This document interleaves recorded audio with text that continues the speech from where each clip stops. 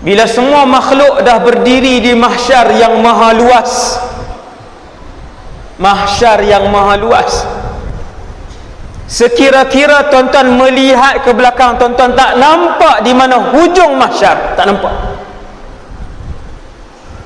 Luas sangat ke ustaz? Tuan-tuan bayang, Allah sebut dalam Quran, wa idzal wuhusyu husyirat, ketika mana berlaku hari kebangkitan, kami bangkitkan bersama kalian makhluk kami yang bernama binatang. Kucing, binatang, seluruh keturunan kucing dibangkitkan di mahsyar. Banyak mana tuan-tuan kucing? Lembu bukan binatang. Seluruh keturunan lembu akan dibangkitkan di mahsyar. Banyak mana lembu? Subhanallah. Hari yang menggigilkan seluruh tulang belulang dan setiap titis darah manusia di padang mahsyar. Tu kira nak masuk tajuk mahsyar tu 4 jam. Larat ke? Saya yang tak larat.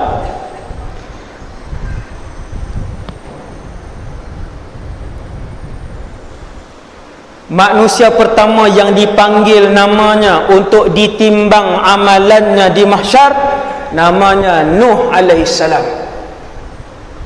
Bukankah dia ulul azmi? Ya, dia ulul azmi, tapi dia tetap dipanggil dan ditimbang. Tiba-tiba ubat Nabi Muhammad satu kumpulan Allah Ta'ala panggil, datang ke depan, potong semua queue. Sonok tak potong queue? Sonok tak? Sonok Cuba traffic light panjang kan, kita ambil long tu. Tadi saya datang tadi banyak masuk kau ni masuk. Saya kata kat driver, kat pemandu tu, saya kata kena buat perangai orang KL. Tahu dia duk buat perangai orang Kedah, duk susun batok di belakang kan. Saya kata tak sampai 8.30 baru sampai. Dia kena potong. Saya kata tak tengok dia potong macam mana. Semua pakai potong di depan. Subhanallah. Allah. Tapi buat sungguh lah tadi. Kemudian padang mahsyar, umat Nabi Muhammad potong queue ke depan. Sudahlah pergi ke depan, Allah Ta'ala panggil pula satu kumpulan yang masuk syurga tanpa hisab dan tanpa azab. Dah cukup tajuk tu. Kemudian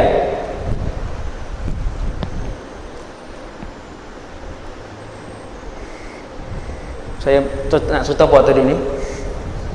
Saya berhenti di mana tadi? Nabi Nuh. Tadi Nabi Nuh disoal,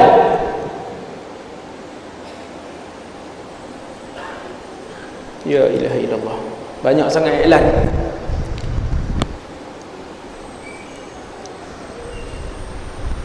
Keistimewaan tangtuh di situ. Itu keistimewaan umat Nabi Muhammad. Banyak.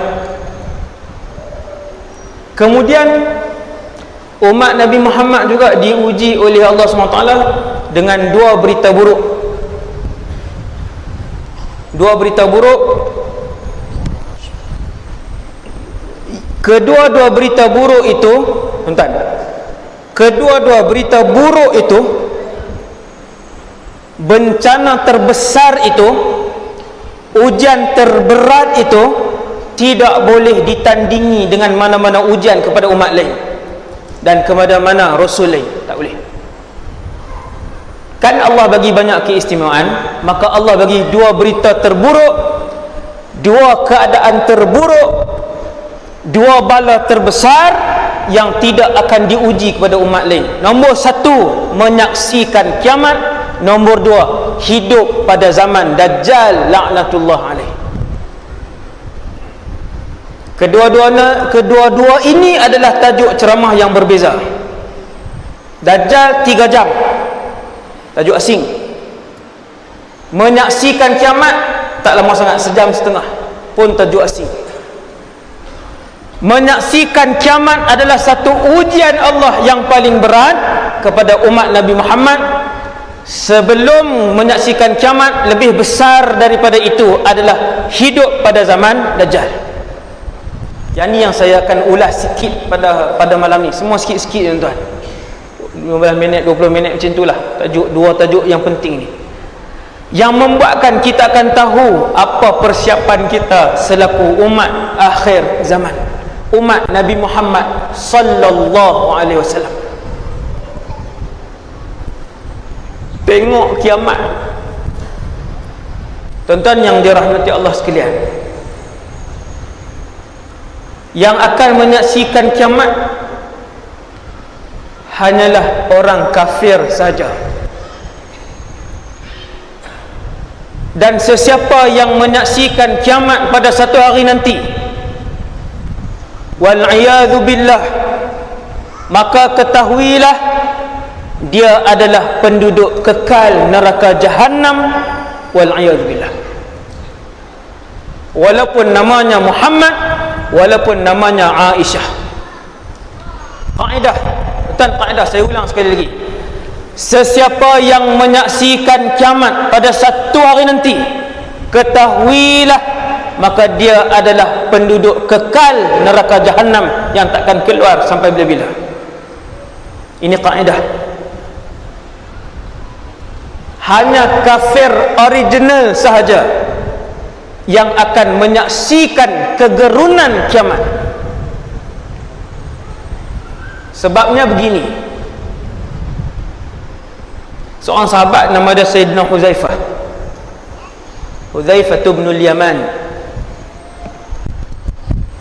Kalau tuan-tuan nak cari sahabat yang menyimpan hadis akhir zaman, Huzaifah. Saya harap ada mana-mana pendakwah, ustaz-ustaz yang alim tentang akhir zaman ni, himpunkan hadis-hadis yang hanya diriwayatkan oleh Sayyidina Huzaifah bin Yaman.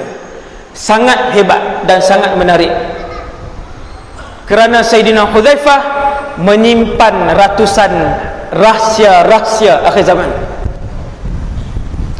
Antara rahsia akhir zaman yang disebutkan oleh Sayyidina Huzaifah selepas kewafatan Rasulullah ialah tentang suasana ataupun beberapa hari sebelum berlakunya kiamat. Tuan-tuan tahu hadis apa? Iaitu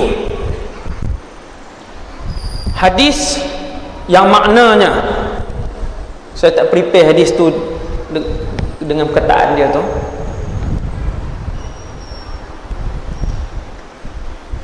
Dekat dengan kiamat ni, kita zaman ni 2019, tanda besar kiamat belum muncul tuan-tuan. Tanda besar kiamat nombor 1, Dajjal. Kemudian turun Nabi Isa, bunuh Dajjal. Kemudian Nabi Isa akan mentadbir bumi ni 40 tahun. Dia akan hidup selama 40 tahun. Kemudian keluar makhluk Allah nama Ya'juj wa Ma'juj. Kemudian gempa bumi. Kemudian keluar tanda besar kiamat yang disebut 3 serangkai.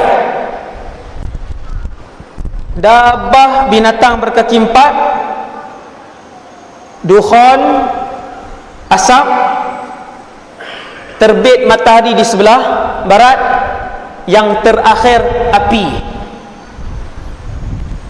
Tuan-tuan, apa yang tuan-tuan perasan? Macam lama lagi ustaz, boleh lagi dan banyak benda lagi ni.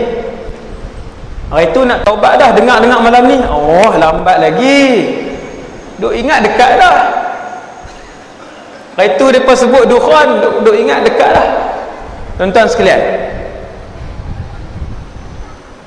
tadi apa dia tadi? Tuan-tuan kena ingat tu, saya sangat letih. Lusa nak pergi Mekah. Lusa pergi umrah insya-Allah. Saya balik. Tadi saya cerita apa tadi? Sebelum saya masuk 10 tanda kiamat tu, saya cerita apa tadi?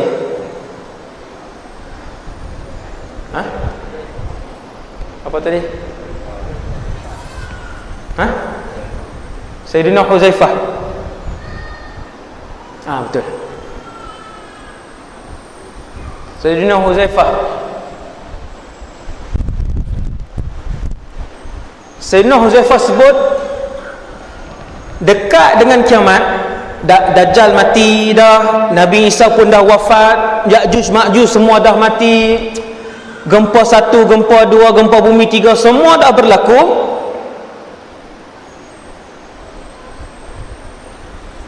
Keluar angin,